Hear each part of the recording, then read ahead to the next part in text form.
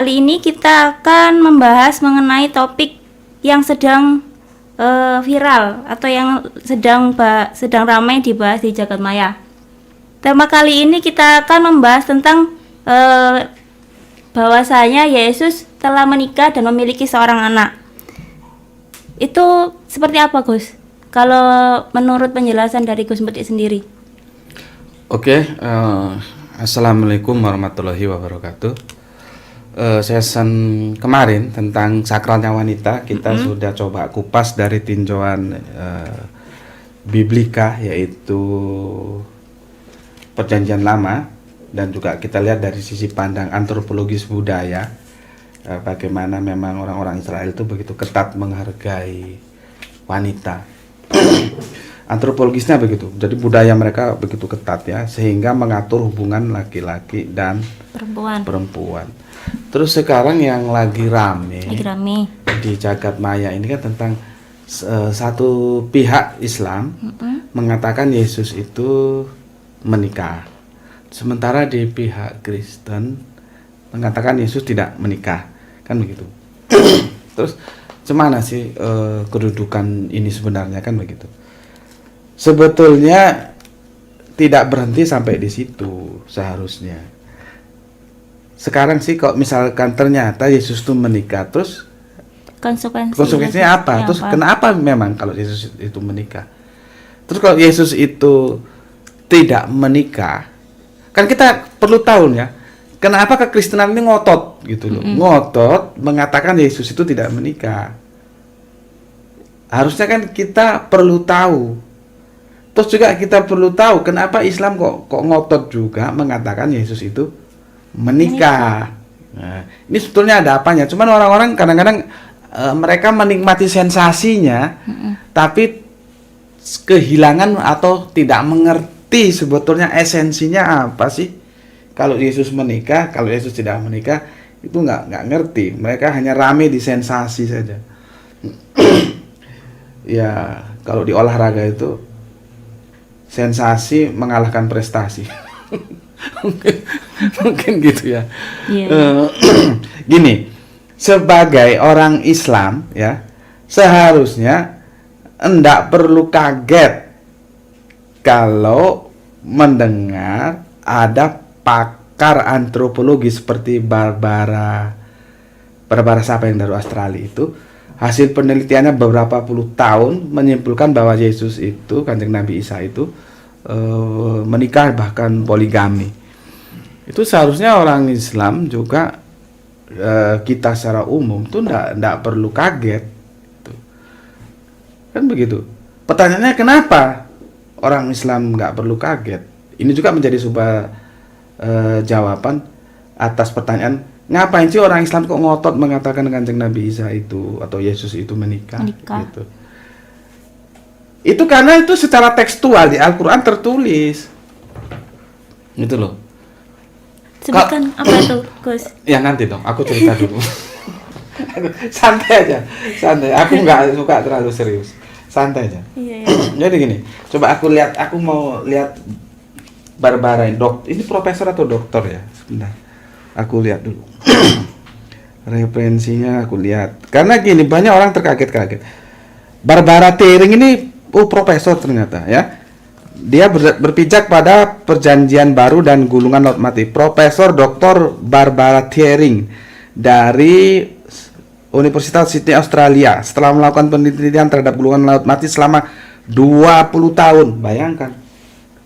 Jadi dia kalau riset itu nggak tanggung-tanggung, 20 tahun dia riset. Artinya kalau kita mau membantah Barbara ini ya kita harus membuat karya ilmiah seperti dia buat gitu loh. Nggak bisa, iku enggak. Paradigma ilmiah nggak bisa begitu. Ya. Paradigma ilmiah harus dihadapi dengan sikap ilmiah. Dia nulis buku, kamu nulis buku. Dia riset, kamu riset. Kalau ada yang bilang, nggak iso, ya semua orang ngomong menikah atau nggak menikah, apa sulitnya. Tapi kan harus ada pijakan-pijakan akademisnya yang itu terpapar dalam pemikiran-pemikiran ilmiah gitu loh. Nah, khususnya untuk teman-teman Islam atau kita yang Islam, kalau Barbara ini kan, Prof. Barbara ini kan ya abad-abad ini aja. Sedangkan kita kalau kita teliti gitu, biasanya kita gini loh, kita biasanya kalau ngaji itu ngumbernya pahala itu apa repotnya. Jadi ngaji itu tidak diniati mencari ilmu. Jadi Al-Quran itu ilmu. Ya, Al-Quran itu ilmu. Untuk teman-teman yang ada di channel apa namanya ini, Ayah Sofia.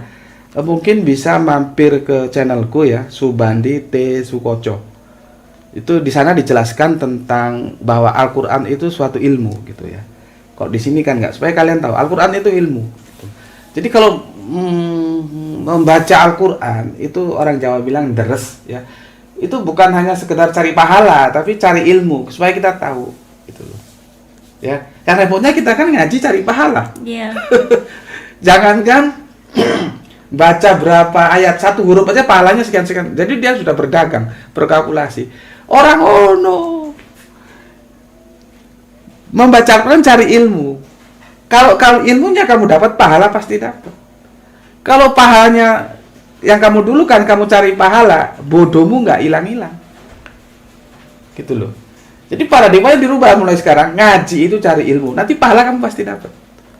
Tapi kalau sudah pijakannya cari pahala, ilmunya kamu nggak dapat. Buktinya apa? Banyak teman-teman Islam yang kaget kalau Nabi Isa itu ternyata menikah. Lah wong Al-Quran ngomong menikah loh. Iya kan? Gitu loh. Jadi kita sih terima kasih dengan hasil penelitiannya Prof. Barbara ini ternyata sejalan seirama dengan pernyataan Al-Quran bahwa Yesus itu menikah gitu.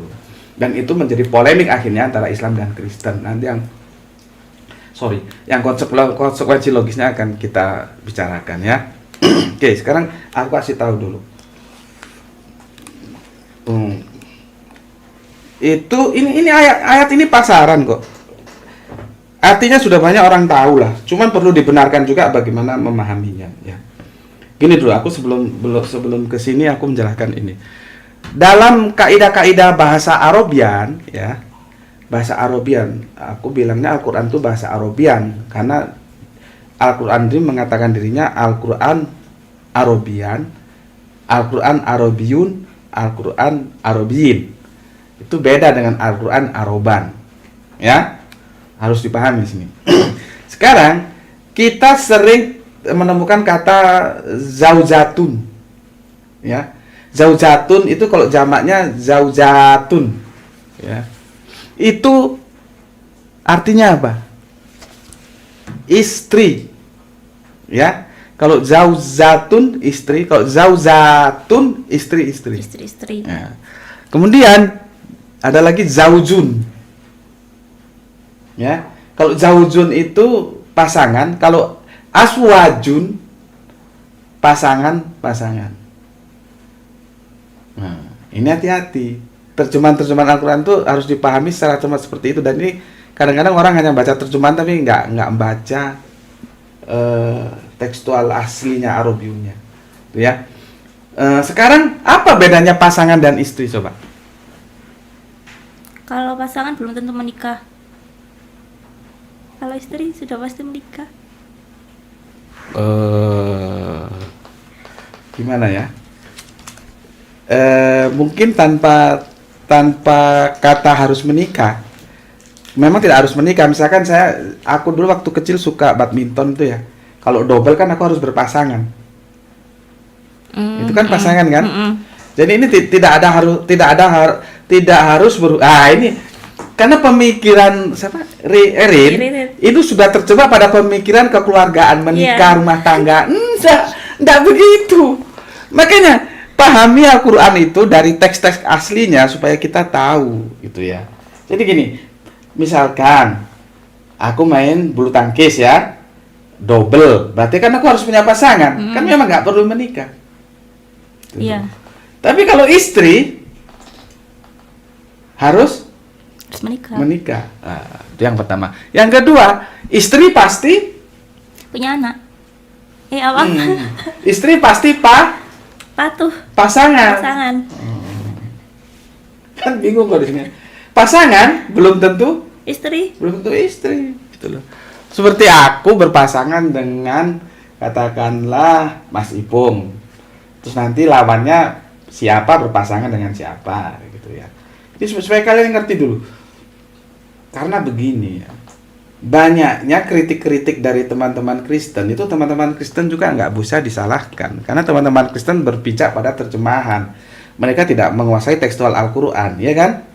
Sementara terjemahannya juga bermasalah, tentang katanya surga itu berisi perawan-perawan, ya, bidadari-bidadari, karena terjebak pemahaman antara zaujatun dan zaujun, gitu loh.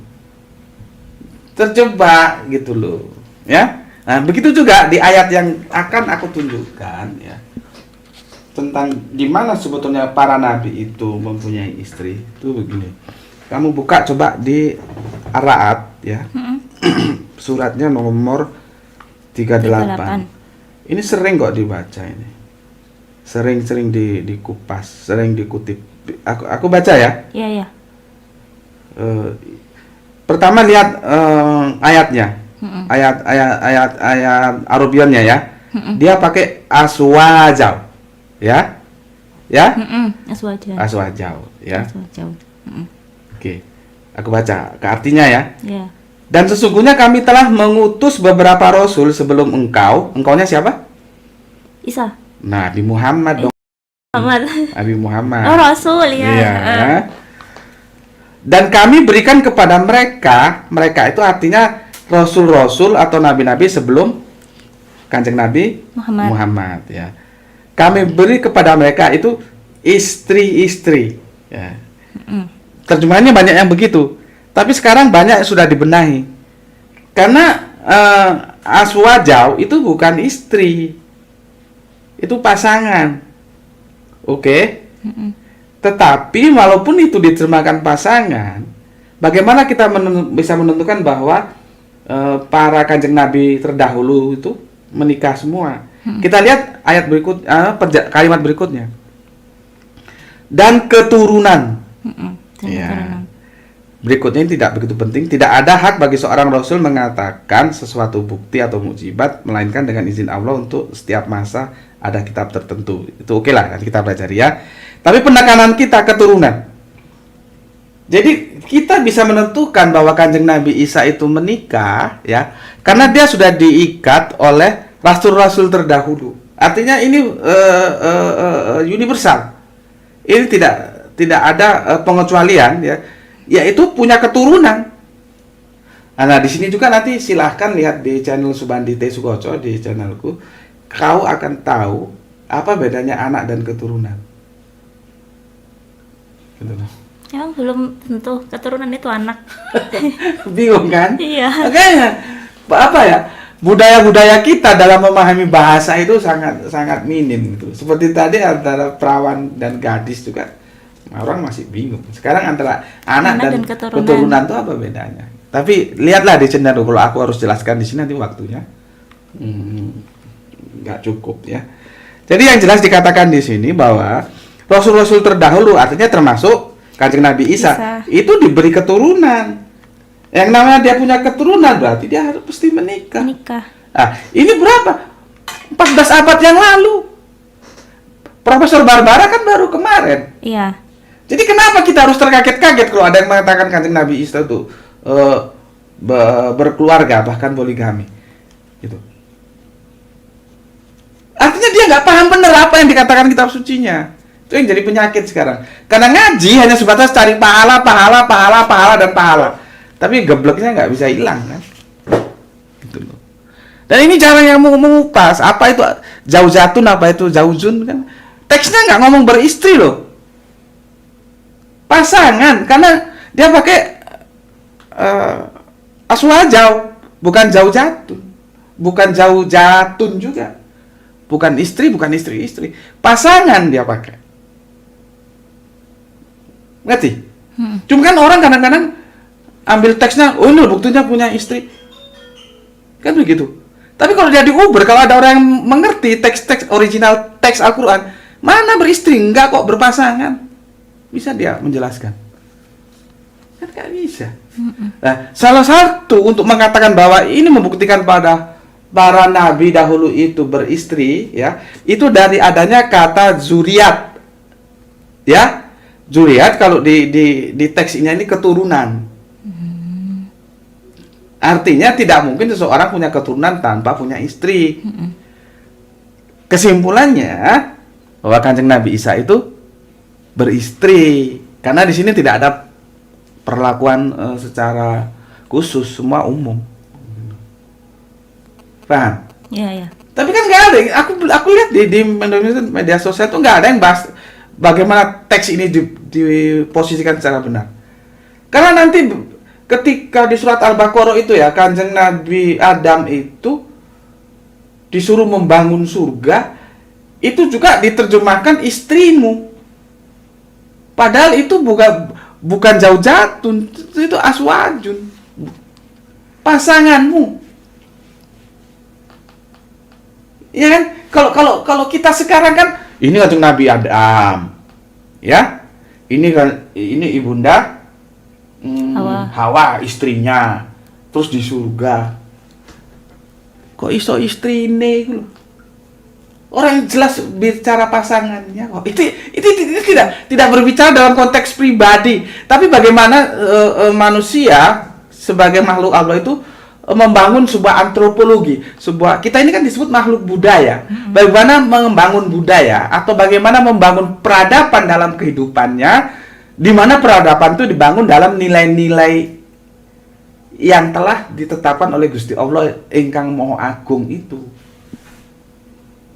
Nah sekarang apa juluntungnya kok tibane ndok istrine, ndok Hawa. Orang ini gak berbicara tentang hubungan suami istri kok. Ini berbicara antropologis budaya. Artinya apa? Kalau dia nabi, pasangannya siapa?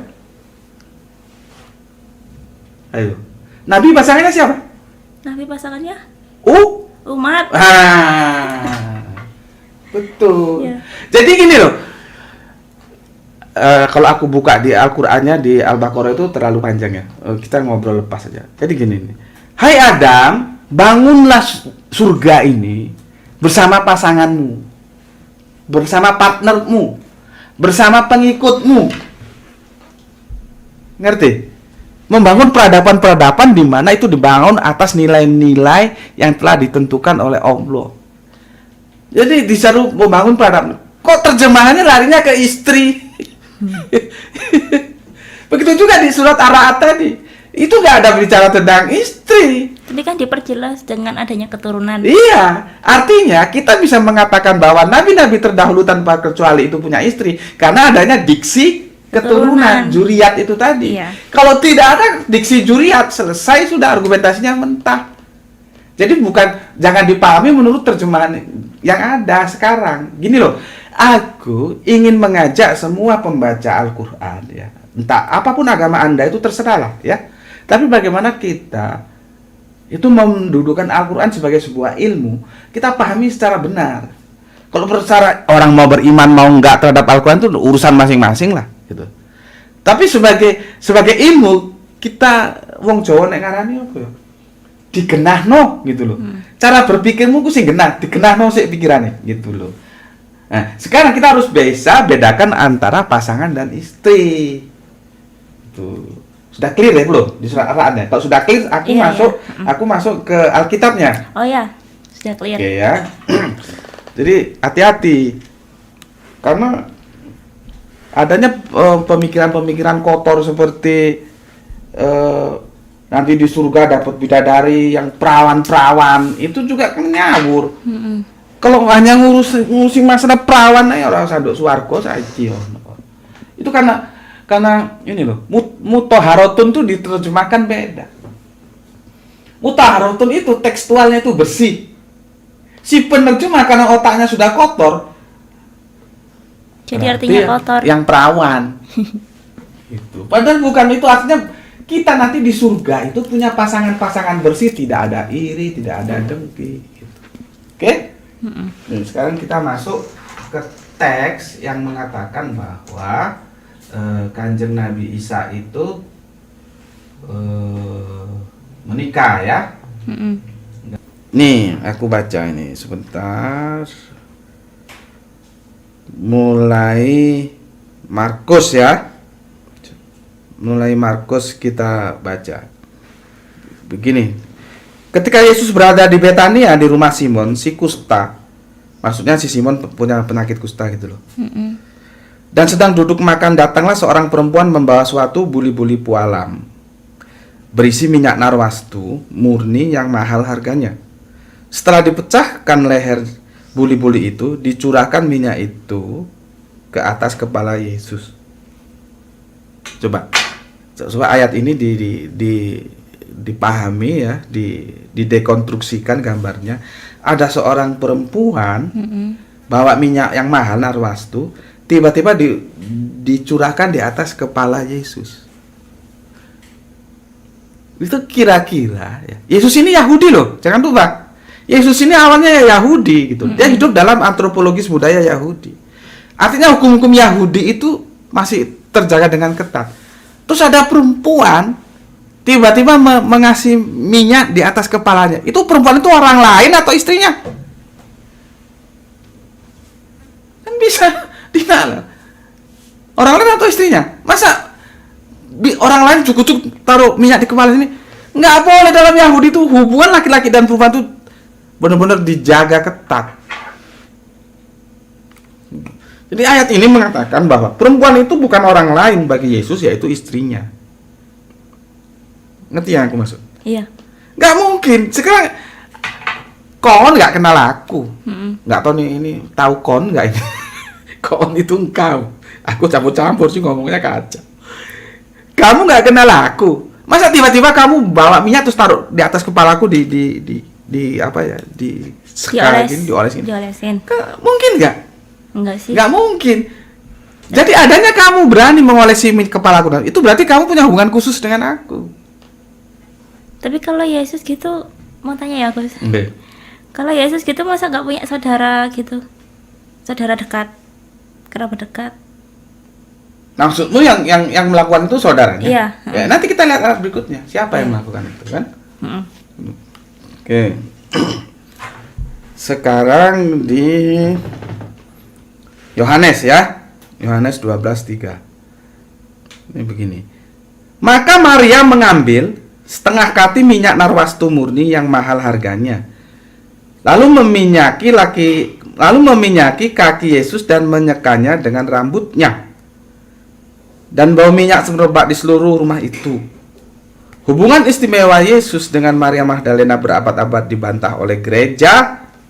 Bahkan Maria Magdalena difitnah sebagai seorang perempuan pendosa. Tuh. Jadi kita tahu bahwa Maria itu bukan Maryam, ibunya Kanjeng Nabi Yesus. Jadi gini loh. Seperti di sinilah nama Tini itu kan banyak. Tini yang mana gitu. Di sana juga nama Maryam tuh banyak. Nah, yang ngasih minyak itu Maryam Magdalena. Bukan Maryam binti Imron kalau ada perspektif kita ya. Bukan, itu kan ibunya Kanjeng Nabi Isa, tapi namanya sama gitu ya. Nah, Magdalena itu Magdala. Magdala itu danau. Jadi Maryam ini berasal dari suatu daerah yang ada daerah Magdala, itu ada danau Magdala. Ada danaunya gitu. Maka disebut Maryam Magdalena. Itu biasa. Seperti gini ya. Syekh Abdul Qadir itu ya. Orang bilang Syekh Abdul Qadir Jailani. Nah, itu artinya Syekh Abdul Qadir yang dari Jailani. Jailani itu daerah di Irak sana.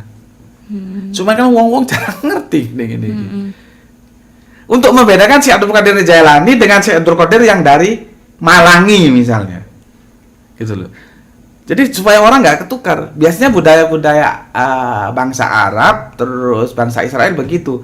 Kalau tidak disertakan asalnya, daerah asal disertakan bin. Kalau bin itu sampai 3 ke atas.